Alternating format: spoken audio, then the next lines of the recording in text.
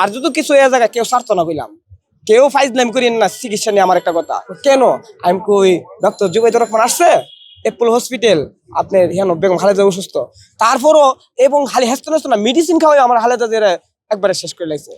রাজধানীতে যখনই বিএনপির কোনো সমাবেশ কিংবা কোনো আলোচনা সভা কিংবা কোনো কর্মসূচি যখন দেখা যায়, তখন আমরা দেখি একজন রিকশা চালক, যিনি রিকশার উপরে দাঁড়িয়ে আছেন, তার এক হাতে বাংলাদেশ জাতীয়তাবাদী দলের পতাকা, অন্য হাতে বাংলাদেশের পতাকা নিয়ে আকাশে ওড়াচ্ছেন। সেই লোকটির নাম আনোয়ার। আমরা আজ তাকে পেয়েছি এভার কেয়ার হাসপাতালের সামনে, এবং তার হাতে আমরা আপনাদেরকে দেখানোর চেষ্টা করছি, তার হাতে কিন্তু ধান নিয়ে তিনি এখানে এসেছেন। আমরা একটু তার কাছ থেকে শোনার চেষ্টা করব। তিনি আমাকে জানিয়েছেন তিনি এই ধানটি তিনি নিয়ে এসেছেন ব্রাহ্মণবাড়িয়া থেকে, এবং আমি একটু তার কাছে জানতে চাইবো আজকে এই ধান নিয়ে কেন এই এখানে আসা। এই ধানটি এখানে নিয়ে আসা মানে আমি কালকে বাড়িতে গেছি এবং বাড়ির থেকে আজকা আমি যখন রওনা দিছি, তখন আপনার এই বিশুর থেকে বাসে, তখন আপনার যে ঢাকা উদ্দেশ্য রওনা দিছি, এমনি দেখতেছি যে ডক্টর জুবাইদুর রহমান আসছে বেগম খালেদা জিয়ার দেখার জন্য। তখন আমি চিন্তা করলাম যে কি নুবো কি দুমু। পরে আপনি আওরে দেখতেছি কি সুন্দর ধান গাছ, মানে মানে ছায়ালিস আমার ফেল দেওয়া। পরে আমি বাঁচতামাও, বাসে কইতেছে তুমি না ঢাকা যাবা, আমি আর ঢাকা পরে যাম, তুমি তামাও আগে। পরে তামাইছে, নামছি নেমে আওয়ার নামে গিয়ে একটা বাড়ি, আমি চাচি গো কেউ আসেন ভাই, আছি। আমি কই ধান কাটকার, এমনি এক চাষা বাইরিছে, ও ধান কেটে কি করতা তুমি, একটা পাগলা মানুষ। আমি কই পাগলা দিক কেন চাষা, পাগলা দিন না, আমার দিলা ধান লাগবো। কেন আমি কই ডক্টর জুবাইদুর রহমান আসছে এপোলো হসপিটাল, আপনার হেন বেগম খালেদা অসুস্থ, আমি দুই তিনটা ধান যদি দেন আমি ঢাকা নিয়ে যাইতাম। বড় কত লাগবো লিয়া যাওয়ালি, আমি কই না 4টা গুছা লাগবো। এই দেখেন, একটা দুইটা তিনটা চারটা, 4টা গুছা লিয়া আমি আবার বৈরব নেমে গেছি গা, 5টা আবার বৈরব নেমা ভিবাস তো গেছি গা। পরে মিশু দিয়া বৈরব স্টিং গেছি, স্টিং গিয়া 11 সুন্দর উঠছি, কিশোরগঞ্জে ঢাকা একটা 11 সুন্দর গাড়ি আছে, এটা এয়ারপোর্ট নামছি। এয়ারপোর্টে বাস ওইটা আপনি বসুন্ধরা গেট নামছে, বসুন্ধরা গেটটা আবার লিস্কাদা আইন নামছি। তখন আমার মনে করেন যে আমার স্বার্থটা হইলো যে দান্ডি লিয়ে যাই এপোলো হসপিটালে আইতাল্লাহ, আল্লাহ যে রাস্তাঘাটে কোনো বিপদ যে আল্লাহ দিছে না, আমি তো সুন্দরভাবে দান্ডি লিয়ে আইতারছি, আমি আল্লাহ কাছে শুকরিয়া আদায় করছি। আমরা দেখি যখনই বিএনপির কোনো সভা সমাবেশ বা কোনো আন্দোলন বা কোনো কর্মসূচি হয়, সেখানে আপনি উপস্থিত হন। বিএনপির প্রতি এই ভালোবাসাটা আসলে কিভাবে জন্ম নিয়েছে? খালেদা জিয়া তো এখন অসুস্থ, তার কিন্তু এয়ার অ্যাম্বুলেন্স তাকে নিয়ে যেতে বিভিন্ন কারণে তার লন্ডন যাওয়া কিন্তু পেছাচ্ছে। কি মনে হয় আসলে কি হবে, আল্লাহর কাছে কি চাচ্ছেন আপনারা বা কি আশা করছেন আপনি?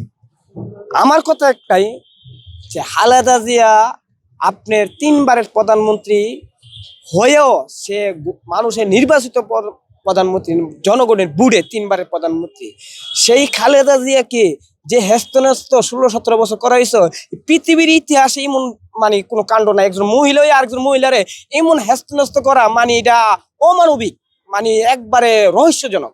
তারপরও এবং খালি হেস্তনেস্ত না, মেডিসিন খাওয়াই আমার খালেদা জিয়ার একবারে শেষ করে লাগছে।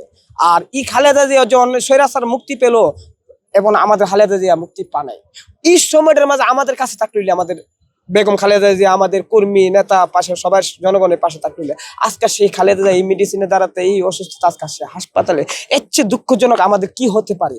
আর সেই খালেদা জিয়া আজকে অসুস্থ, এবং যদু এই যে পিচ্ছাইতে সারি কিছু হইতেছে, যদু খালেদা জিয়া একটা কিছু হয়ে যায়, এই দায়বার কে নিবে? আর এটা কারা করতেছে তা জানি না, কিন্তু আমি একটাই বুঝি যে আমার মা, দেশের মা, সবার মা, জনগণের মা, এবং 3বারের প্রধানমন্ত্রী, মাটি ও মানুষের নেত্রী এবং মাটি ও মানুষের মা। আর যদি কিছু হয়ে জায়গা কেউ স্বার্থ না কইলাম, কেউ ফাইজলাম করেন না চিকিৎসা নিয়ে। আমার একটা কথা, কেউ ফাইজলাম এটাইজলামি করলে এই বাংলা ছাড় দিব না। সারা বিশ্বে জানে যে বাংলার নেত্রী বেগম খালেদা জিয়া এবং ভারপ্রাপ্ত চেয়ারম্যান তারেক রহমানের মা এবং কুকুর মা এবং শহীদ প্রেসিডেন্ট জিয়াউর রহমানের স্ত্রী বেগম খালেদা জিয়া, এটা সারা বিশ্বে জানে, চার দিবে না, কিছু হয়ে যায় অবহেলা কেউ করবেন না। অথচ আমার নেত্রী এবং আমাদের মাকে আপনারা যেমনি যা ভালো লাগে, যেমনি শিক্ষা লাগে তা আপনারা করতে থাকেন। আপনি কতক্ষণ থাকবেন এখানে? আমি তা জানি না, আমার আল্লাহ ভাগ্য যতক্ষণ রাখে আমি জানি, যতক্ষণ আল্লাহ আপনি এটি। তারপর আমি বলি যে চিকিৎসা নিয়ে কেউ অবহেলা করবেন না। সবচেয়ে বড় কথা হয়েছে যদি চিকিৎসা নিয়ে কেউ অবহেলা করেন তাহলে কেউ আপনারা ছাড়বে না। আপনারা কারণ কি এই প্রধানমন্ত্রী বাংলার দেশে পদ্মা যমুনা মেঘনা যতদিন থাকবে অতদিন এই প্রধানমন্ত্রীর নামকে মুছতে পারবে না, বুকে হৃদয় স্থানের মাঝে থাকবে সবসময়। এই ধানের যে এই যে ধানটি আপনি নিয়ে এসেছেন, এটি জোবাইদা রহমানের কাছে কিভাবে পৌঁছাবেন? এই যে ধানটি আপনি নিয়ে এসেছেন, এটি জোবাইদা রহমানের কাছে কিভাবে পৌঁছাবেন? হন আপনি কেমনে পচাইবো? অন্তত আমি রিক্সা চালক হইয়া একটা পাগলা ড্রাইভার বড় কথা কই তা তো আমার গ্রহণযোগ্য হবে না। আমি যেমন মানুষ তেমন কথা বলতে হবে। আমি যতটুকু উপযুক্ত ততটুকু কথা বলতে হবে। আমি যদি একটা পাগলা মানুষ আমি যত বড় কথা কইলে তাহলে এটা গ্রহণযোগ্য হবে না।